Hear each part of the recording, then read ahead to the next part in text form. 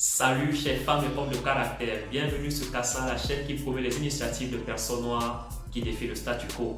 Aujourd'hui, j'aimerais te parler d'un entrepreneur, d'un dirigeant de l'industrie de la musique, d'un producteur de films, bref, d'un magnat de l'industrie du divertissement qui est connu aux États-Unis comme étant le parrain noir.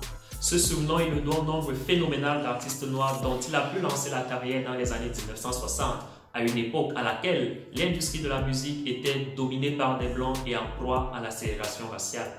D'autre part, du fait qu'il a su aller bien au-delà de l'univers musical pour se mettre au service d'une pléthore de talents dans divers domaines, que ce soit la politique, le cinéma, les médias, et j'en passe. Le parrain noir n'est autre que Clarence Alexander Evans. Et si tu veux savoir comment il a fait pour atteindre un tel niveau d'influence aux États-Unis, alors donne-moi juste 20 secondes et je te reviens après le générique.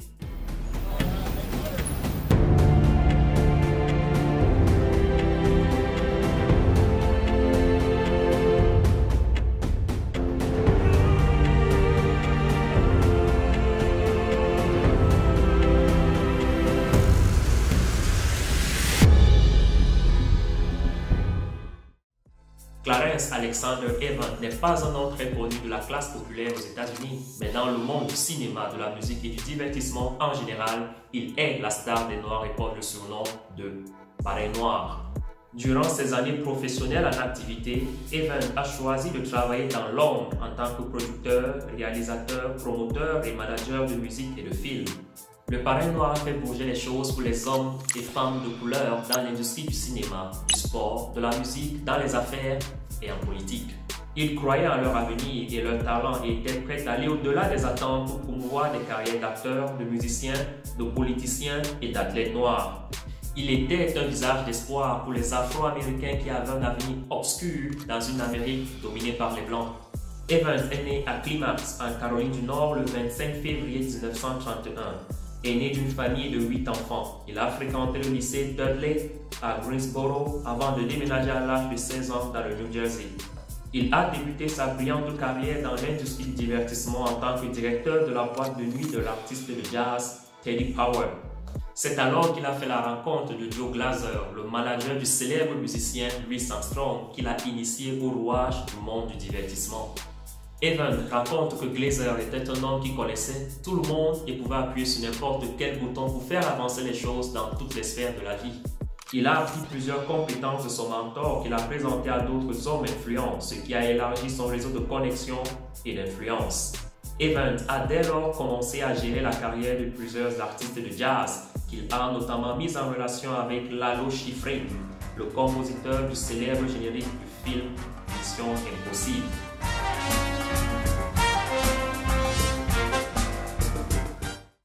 Le 2 octobre 1967, Evans lance Venture Records en Californie, créant ainsi la première co-entreprise entre un artiste afro-américain et une grande maison de disques, en l'occurrence MGM Records. Evans visa à promouvoir et à créer des plateformes pour les musiciens noirs. Malheureusement, Venture Records a été de courte durée et a fermé du fait d'un manque de financement. Selon Newsweek, Evans a lancé en décembre 1969 Sunset Records à Los Angeles et a géré plusieurs artistes noirs américains dont Jimmy Jam et Terry Lewis.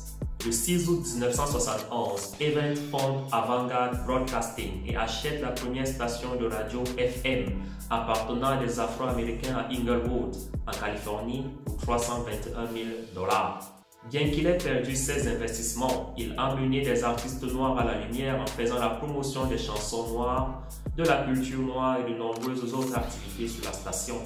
Evans a utilisé ses liens solides pour aider les Afro-Américains à atteindre le succès. Il a signé de nombreux accords qui ont abouti à la promotion de plusieurs musiciens afro-américains et s'est assuré qu'ils étaient bien traités.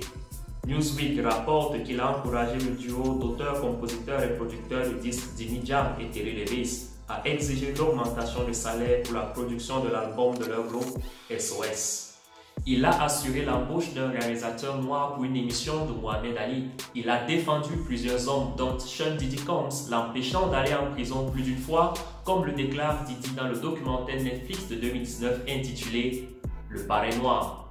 Il a promu la carrière d'hommes influents comme David Geffen, Hank Aaron, Don Cornelius, Jimmy Carter, Bill Clinton ou encore Barack Obama, pour ne citer que quelques-uns. Il a activement participé à la collecte de fonds pour les revendications des droits civiques dans les années 1960 et a fait un don de $26 000 pour aider Tom Bradley, le premier maire noir de Los Angeles, dans sa campagne. En 1994, avec plusieurs investisseurs afro-américains et PepsiCo, Evans a formé un partenariat d'investissement de $20 millions en Afrique du Sud appelé New Age Beverages pour installer une usine d'embouteillage contrôlée uniquement par les Sud-Africains. Evans maîtrisait l'art de faire pression en coulisses pour inciter au changement. Sa fille, Nicole Evans, a déclaré à un correspondant de Newsweek dans une interview du site « Parfois, le vrai pouvoir est dans l'ombre, aidant les gens à réaliser leurs rêves ». Le 7 juin 2019, Netflix a publié un documentaire de 1h58 intitulé Le Parrain Noir, réalisé par Reginald Hudlin et produit par Nicole Evans et d'autres. Le documentaire présente son épouse Jacqueline Evans, sa fille Nicole Evans, son fils Alex Evans, ainsi qu'une foule d'hommes et de femmes, parmi lesquels Quincy Jones, Snoop Dogg, Kamala Harris, Barack Obama, Bill Clinton, Jamie Foxx, Sean Combs, pour ne citer que quelques-uns. Il raconte l'histoire du parrain noir Clarence Evans et comment il a utilisé sa position pour changer et influencer la vie des Noirs en Amérique. Dans une interview avec NBC News, Hudlin déclare qu'Evans est une personnalité noire inconnue qui a grandement contribué à façonner l'histoire américaine, ce qui fut sa principale motivation à diriger le documentaire. Evans est un homme noir qui a converti l'excellence des artistes noirs en levier pour le succès économique et le poids politique. Il est un modèle pour toute une nouvelle génération qui aspire à son niveau de réussite, non seulement dans les affaires, mais aussi dans la philanthropie, dit Reginald Hudlin. Le documentaire a reçu plusieurs prix, dont le NAACP Image Award pour réalisation exceptionnelle dans un film. Pour sa part, Evans a reçu plusieurs prix et reconnaissances dans l'industrie du divertissement. Il a reçu le NAACP Image Award, Hall of Fame Award en 2010 et en 2013 le BET Honors Entrepreneur Award. Le 7 octobre 2016, Evans a été honoré d'une étoile sur le Hollywood Walk of Fame. Dans une interview, l'acteur de cinéma américain Jamie Foxx décrit Evans en ces mots. Evans est une légende, il fait tout arriver pour le mieux, il cherchait le meilleur chez les gens. En effet, la légende noire, créateur de voix pour les musiciens, les athlètes, les acteurs de cinéma, les politiciens noirs en Amérique, mérite le surnom de Parrain Noir. Ceci était l'histoire de Clarence Alexander Evans, surnommé le Parrain Noir, pour tout le travail qu'il a réalisé dans l'ombre pour permettre à tellement de personnes d'accéder à la lumière, et ce, sans jamais rien attendre en retour. Alors, si tu as aimé cette vidéo, n'est-ce pas, tu sais ce qu'il te reste à faire. Si tu es nouveau sur cette chaîne, abonne-toi. Et si tu es ancien et que tu ne l'as pas encore fait, abonne-toi également.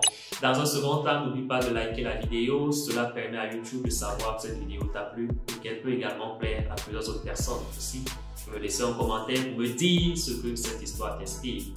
Par ailleurs, tu peux également te connecter sur le site internet www.casa.com et là-bas tu vas trouver pléthore d'histoires aussi fascinantes que celles dont on vient de parler. D'ici là, je n'ai qu'à te souhaiter une seule chose, n'est-ce pas? Défie le statu quo à ton tour et ciao!